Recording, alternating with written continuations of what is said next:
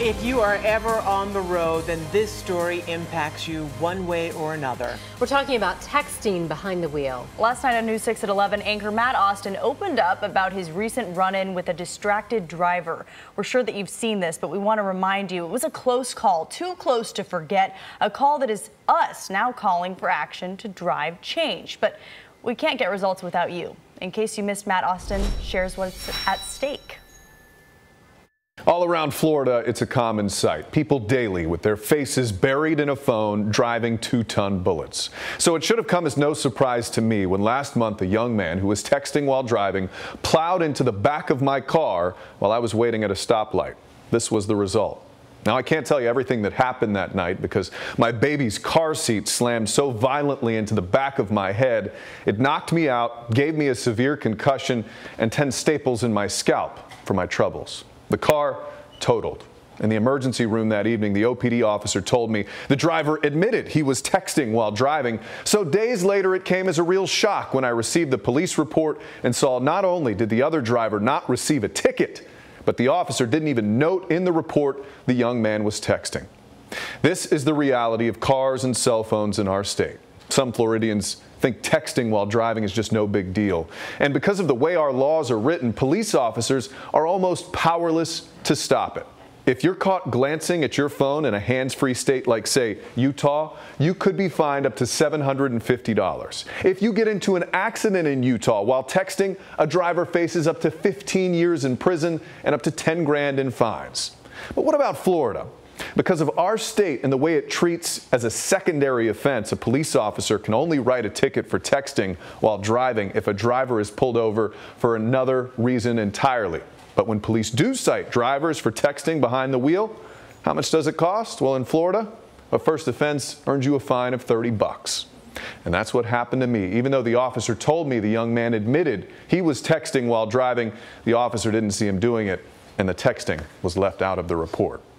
Here's how absurd it is. It is possible a driver could literally text a selfie to an officer while driving, and because that officer did not witness the violation, you might not even get a ticket. Here at News 6, we pride ourselves on getting results. And over the next legislative session, we're going to be doing just that. It will be our mission to help drive change in Florida's impotent texting laws. And no, it's not because I got hurt. Lots of people are getting hurt. The reason I'm doing this is because of what's normally in my back seat. These 3 beautiful girls are usually crammed back there. And last month, if the situation were a bit different, they could have buried their dad. And to me, that is simply unacceptable. I'm going to blink, and they will be driving around these same Florida roads with these same dangerous laws unless we do something about it. But to enact change, I will need your help. And I don't want you to help because of me or even because of them.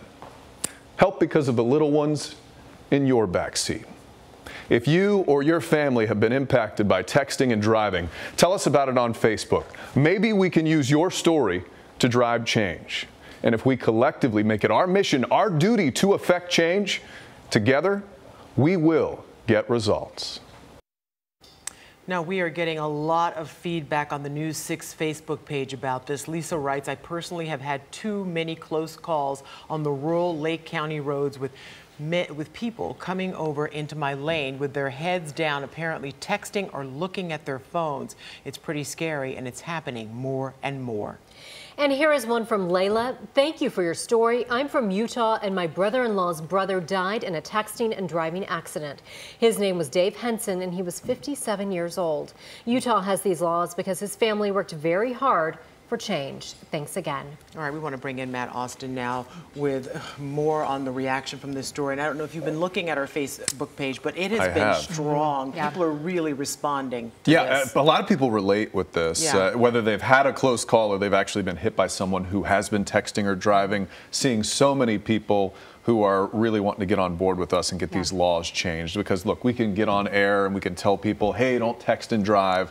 But for some reason, and I've been guilty of it myself in the past, and when that phone beeps, you just have a reaction to want to grab it no matter what's going on. But Well, I'll tell you what, once it really impacts you, once you feel it in the back of your head, you definitely think differently. And it's impacting all of us so much, and all of the people who are commenting, so. Yeah. I mean, I drive on the road 2 hours a day, and I have always seen it. Never really thought it would come crashing into the back of me, but it's crazy how common it is. It's a daily sight. Can't ignore it. No, you can't. And especially, I love that you showed your beautiful babies. Yes. So thank Any you for excuse that, I get to because show it really them. drives it home. I know. Again, we have your story.